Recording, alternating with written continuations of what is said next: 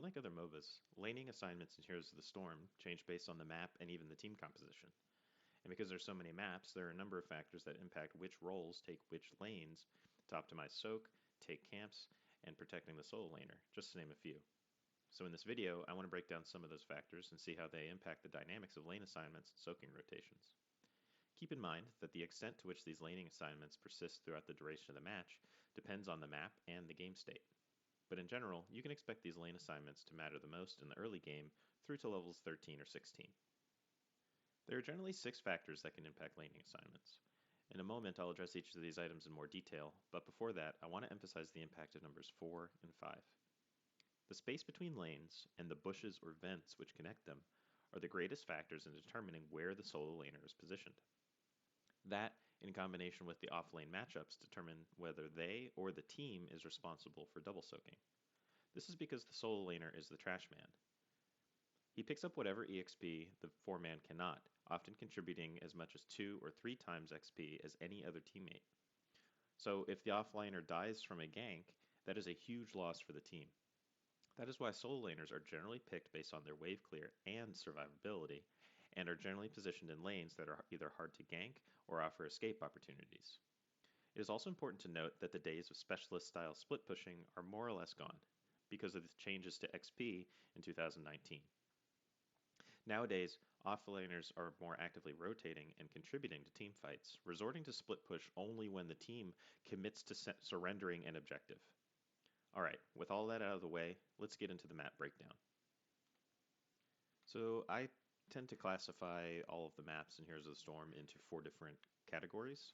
The first being 4-man double soak maps, where the 4-man is responsible for most of the XP. They're rotating a lot between 2 lanes, and then the offlaner is generally committed to 1 lane, and periodically, and depending on who you pick and whether they're capable of doing it, they can supplement double soaking to offset anything that's lost by the team.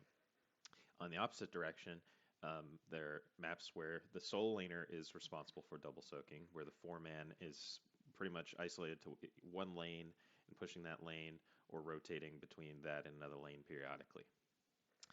Then there are large maps, which we'll get into a little bit later, where the laning assignments are a little bit different. And then 2-lane maps, where again it's a little bit more isolated.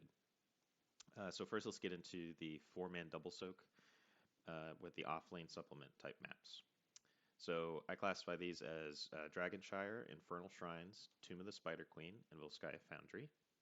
That is because the solo lane is generally isolated, either because it's farther away from the other 2 lanes than the other 2 lanes are to each other, or there is some difficulty in rotating to that lane because of various obstructions.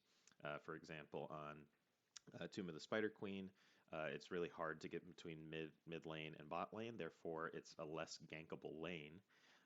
And it's just slower if the 4-man is constantly rotating between those 2 lanes. So it's a little bit easier for them to rotate mid and top. So in these situations, the 4-man is generally covering double soak with some varying variations of that.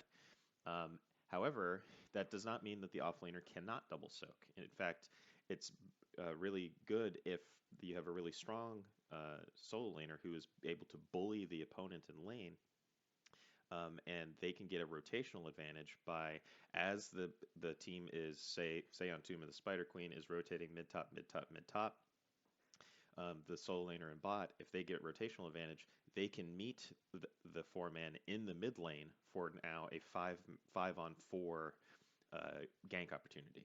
And so that's why you generally want these really aggressive, sustainable gankers in the solo lane. And I would say of these 4 maps, the 1v1 matchup of the offlaner is most important in Shire because that is a map where you have to control a point over a long period of time. So they need to have sustain, they need to have mobility so that they can get on and off the point. They need to be able to survive ganks if possible, because if they lose that lane, it's not only losing XP, but it's losing control of that point. So maps like Shire and Braxis, 1v1 matchups matter a pretty big deal.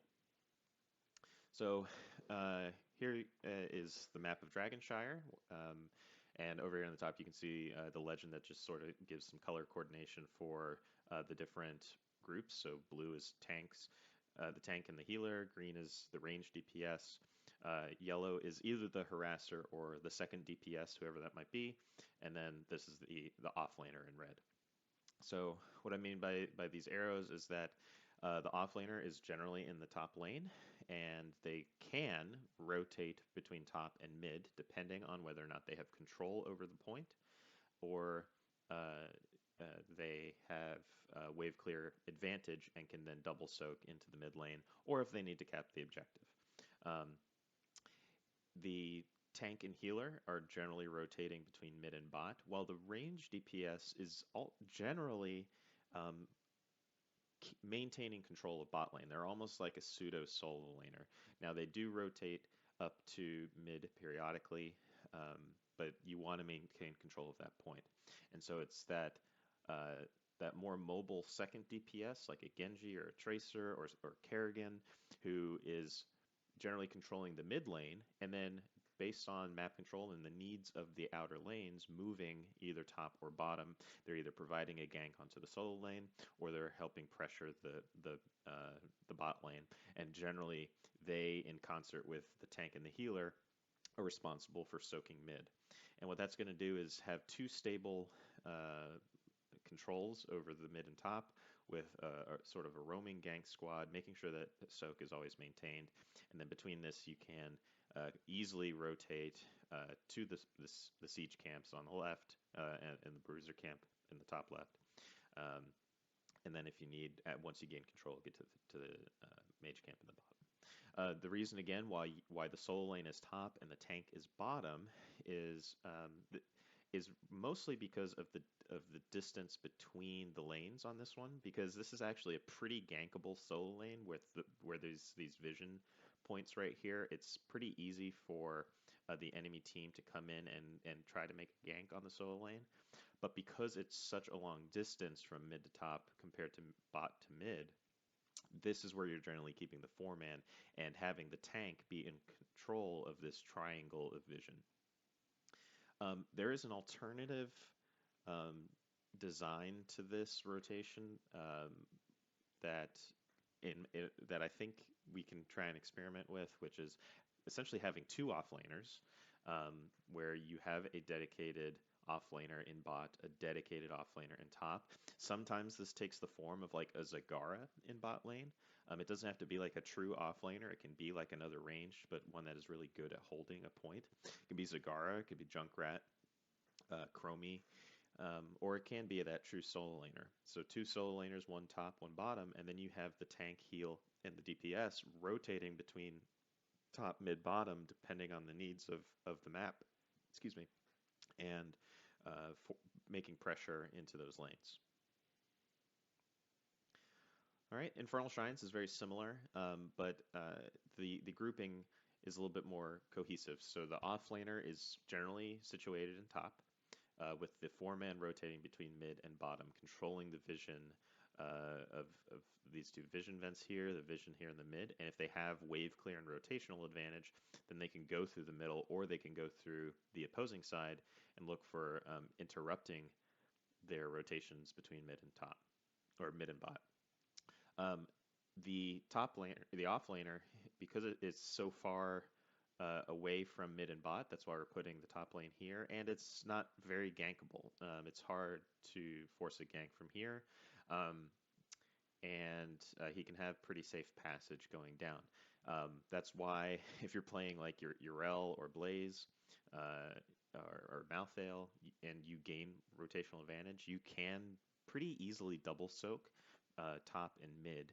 And what's really good about that is, just like I mentioned before, if the 4-man is going mid bot, mid bot, mid bot, and you're going top mid, top mid, top mid, you can have these instances where both groups collapse in the mid and look for 5v4s. And it's also helpful where if the solo laner has control over top, that they come down and join for a 5v4 for camp invades. That usually guarantees taking the enemy merc camp. And teams rarely expect the solo laner to come all the way through and make that gank attempt, which is why like Pale Horse on Malthael is really, really great on Infernal Shrines. Okay, Tomb of the Spider Queen, a lot smaller map, which lends itself really well to 4-man rotations. And this is a situation, like I mentioned earlier, where it's so cumbersome to go between top or between mid and bot. So that's why even though it's closer from bot to mid, uh, because it's so cumbersome and you have all these weird obstructions in the way, it's hard to gank the solo laner from here. So generally, you're going to keep the mid top rotation for the 4-man, with the second DPS, who's hopefully some sort of harasser, can rotate top, mid, or bot to help that offlaner and put pressure on there. And this is a similar situation to the previous ones, where if the bot lane, solo lane, gets control, and they can meet in the mid for a 5v4, that's really optimal. And the same is true on Volskaya Foundry. Solo laner generally positioned in bot, with the team rotating between mid and top, and then the second DPS rotating either to top or bot, depending on the needs of ganking, and then moving on to camps afterwards. All right. In the opposite vein, where the offlaner double soaks pretty consistently, and the 4-man is isolated to one lane. That's pretty much only one map that does that nowadays, and that's Towers of Doom. So the reason is because bot lane is so important on Towers of Doom, with the 2 sapper camps in the same lane, where if you can control that, you get a lot of advantage onto bot lane, and keeping the enemy's bot tower under your control is so important to winning the map. And only because of that is the offlaner double soaking a lot, even though it's much farther from top to mid than it is from mid to bot. But it's a very clear rotation from top to mid for the solo laner, so it's actually not that hard. So again, same situation as before, where if you have lane bullies that are really good at not only double soaking, but providing pressure onto the opponent, they can get that advantage of double soaking top and mid. Then they can, after they get top and mid, come join in a siege camp or a sapper camp invade and force a 5v4. That is huge. It is so huge getting that advantage early on. And if the offlaner can't get to mid, which does happen periodically, you either send the tank or either a second DPS to the mid lane to get that soak, whereas you're generally keeping the healer and one of your DPS in the bot lane constantly getting that pressure. So again, here's a visualization of that. You have the solo lane prioritizing double soak in the top and mid, and then a second DPS moving basically throughout the map, depending on the needs, and soaking mid pretty consistently, whereas you have the tank, healer, and DPS controlling this entire bot lane area, moving between sapper camps, periodically moving to mid with either the tank or that second DPS to catch that soak as necessary, but generally keeping that healer and DPS in the bot lane. Now, that's not to say that they can't move out throughout the map. That obviously happens, but in general, this is where we're keeping the team. All right, a lot of this sort of goes out the window when we get to large maps, of which I include Alterac Pass, Cursed Hollow, Garden of Terror, Sky Temple, and Warhead Junction. And because these maps are so big, you generally want to have not only your dedicated offlaner, like a Dahaka, Blaze, Urel, Malthael, all those, but you also can go with a secondary offlaner, and whether that, again, as we discussed before, whether that is a true either bruiser or a true offlaner is one thing, or having that secondary offlaner like a Falstad or a Junkrat or a Maiev who can clear lanes pretty well without getting ganked. So it can be that true second bruiser or sort of a pseudo offlaner because of their wave clear and escape abilities.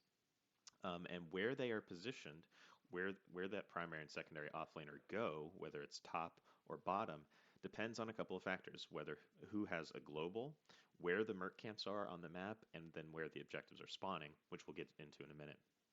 And so then generally, the tank, healer, and DPS that are left over, they're either holding mid, catching that mid soak, and then rotating bot or top, or to camps or objectives, depending on what is going on in the match.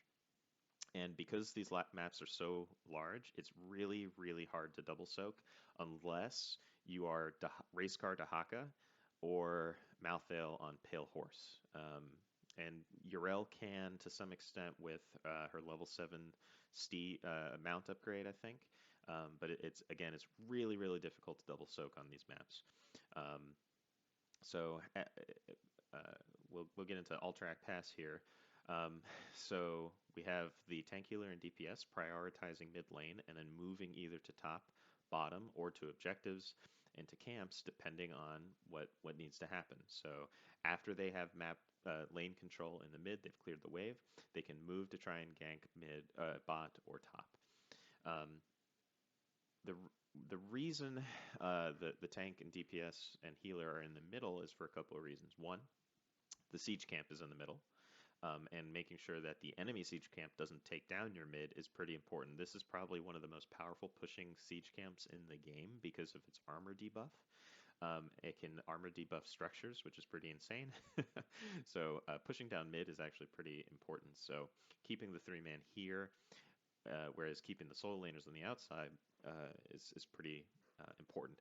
Also, you have these mud pits that are separating the jungle here from the bot and the top lane that slows people coming in. So it's actually pretty hard to gank those outer lanes. And so unless you're doing it together with bringing that 3-man all the way down or all the way top, it's generally pretty hard. So you can go with that Falstad, all those traditional solo laners, let them pretty safely clear, and then they can push even. It's a little bit easier to split push in Alterac Pass because of that mud pit.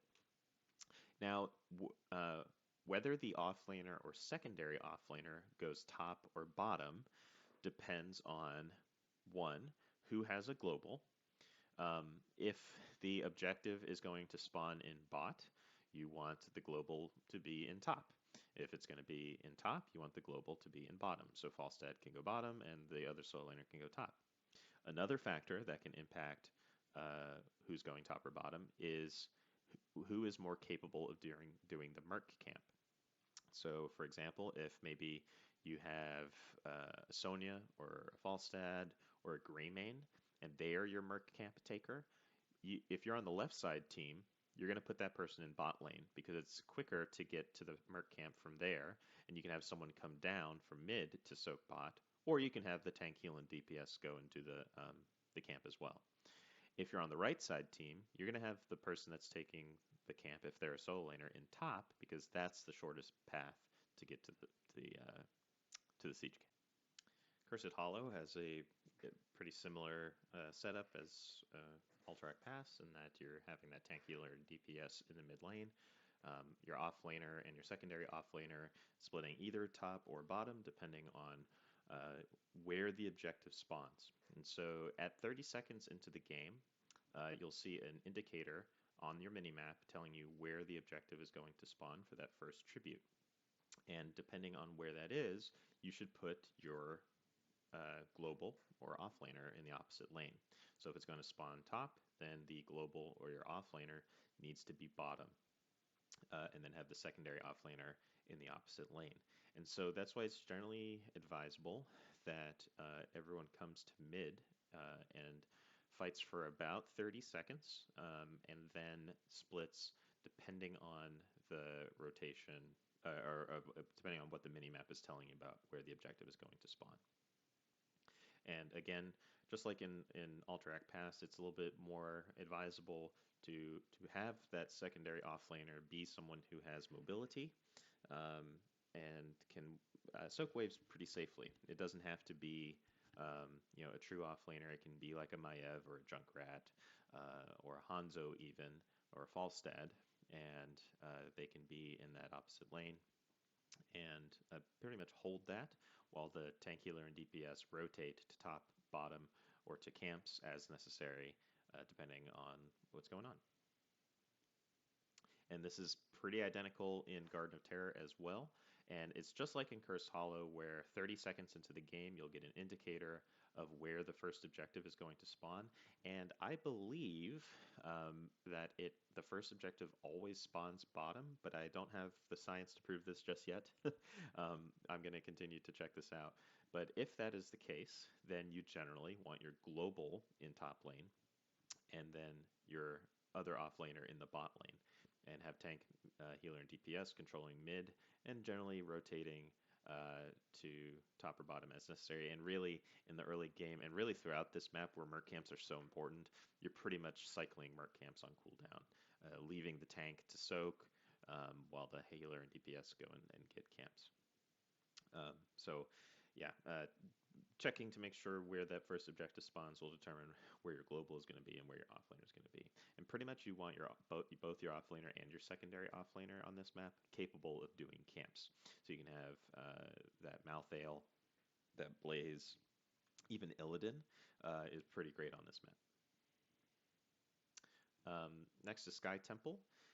This one's very unique in how the objective points move, and it's kind of similar to the other offlane, the large maps, in that you have that same offlaner, secondary offlaner situation, where we know that because the first objective always has top and mid spawn, you want to start with, if you have a global, putting them in offlane, or in the bot lane, then having your safe secondary offlaner in the top, so that the offlaner can pressure bot, and then the tank, healer, and DPS are generally rotating mid and bot for the most part, with periodic rotations to top as necessary, and of course camps as much as possible. Then, after the first objective phase, the global moves to top, and then the secondary offlaner either joins the 3-man to become a 4-man and controlling this, and that way the global is in the top lane and can come down to bot lane where the second objective will spawn in the second phase. So you have a little bit of an adaptive laning setup on Sky Temple. And Warhead Junction is sort of the oddball in all of these, and in that, to be honest, I'm not quite sure what is optimal on this, and that is because they added in the tunnels that connect between top lane and mid lane. I do think generally you do have that same situation where you have an offlaner and a secondary offlaner, maybe even two dedicated offlaners, like an Illidan, possibly, or a Ragnaros. And then you have that tank, heal, DPS, not only rotating mid to top and bottom, but using those tunnels to get those quick rotations to top and mid and get those ganks. I'm curious about a situation in which maybe mid is the solo lane, and then you have, or actually you have a double soak top and bot from the solo laner, and then mid is like generally controlled by the 4-man. Not sure on this just yet, but it's worth testing. It's worth noting that on Warhead Junction, top lane is the most important. The pressure there, because of the boss ends most games on Warhead Junction, so just keep that in mind. All right, now for the final category of 2-lane maps, of which there are only 3: Battlefield of Eternity, Braxis Holdout, and Hanamura. The convention on this is solo lane on top at the start.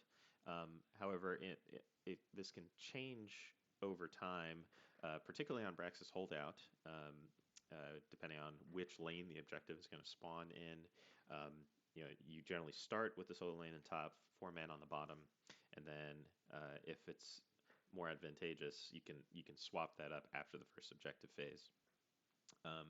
And Braxis Holdout, just like in Shire, because they are controlling a point, the 1v1 matchup of the solo laner is so important. You need someone that can stay on a point, trade HP into the other person, like a Malthael, even an Artanis, Leoric, Dahaka, Yrel, Blaze, and not die. Rexar is pretty great on Braxis as well. However, in the opposite vein, on Battlefield of Eternity and in Hanamura, The 1v1 matchups almost don't really matter beyond how it affects your ability to get camps in the early game. So if you're able to pressure the opponent in the early game and then move up to this top siege on Battlefield of Eternity, for example, and get those, or on Hanamura, if you're able to pressure them out of lane and then get the vision camp, that's great. But beyond that, beyond those first 5 minutes of the game, it doesn't really matter, especially not to the extent that it does on Braxis Holdout.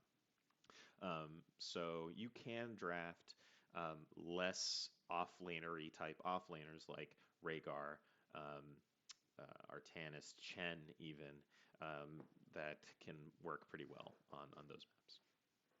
So on Battlefield of Eternity, you have 4 men in the bot, you have the offlaner in top, and really there's no reason to why it's top or bottom beyond the fact that because it's symmetrical on Battlefield of Eternity, so it really doesn't matter. There is an argument that because the shaman camp is on the bottom side on the left and on the top side on the right, you generally want to pressure more on the bot lane if you're on the left. You want to pressure more on the top lane if you're on the right. So it's almost more advantageous to be the left team because you keep the 4-man in the bot lane. But it's not really that that important, I guess. But generally, you have that 4-man bot, and then you have a secondary DPS who is rotating between top and bottom as necessary. And same is true on Braxis Holdout.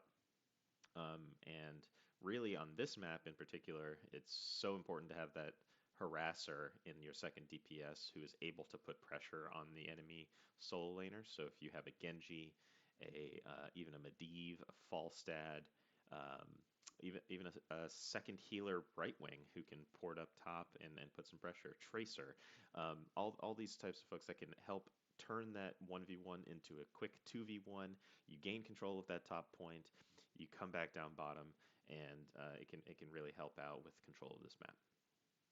And then Hanamura is sort of its weird own animal in that the merc camps are so important to your experience because the vision camp and the samurai camp are both worth as much or more than a lane's worth of experience. And then the turret camp is just about as much as a wave of experience. So not only do you need that 3-man in control of one lane and an offlaner in control of top, but you have a secondary DPS who is more like a jungler, like a Greymane or an Illidan who can go and do these camps. And if you don't have that, you have like a harasser like Tracer or Genji, and then the offlaner can come and do the camps as well. So just some final notes before we call it a close. Keep in mind that these assignments are generally like at their best in the early game, and your goal in the first 5 minutes, the first 3 to 5 minutes, is getting to level 7 as fast as possible. Having that level 7 advantage going into the first objective is very, very important, and of course, it goes without saying that getting to 10 first is so important.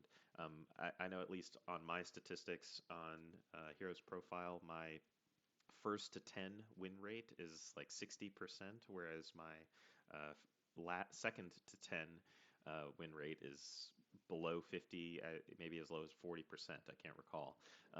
So getting first, level 10 first is very, very important. And I mentioned a lot of lane, matchups and rotations in this video. They're not necessarily gospel, and they're just meant to give the most general advantage as possible for the most types of comps. And it's not to say that you can't adapt your lane rotations to accommodate mismatches in the lane. If you know that Malthael is going to struggle into Zagara, for example, then you make sure to help provide pressure into that lane as much as possible, or maybe even swap someone into that lane. And as I mentioned, split pushing as solo laners isn't as common as it used to be.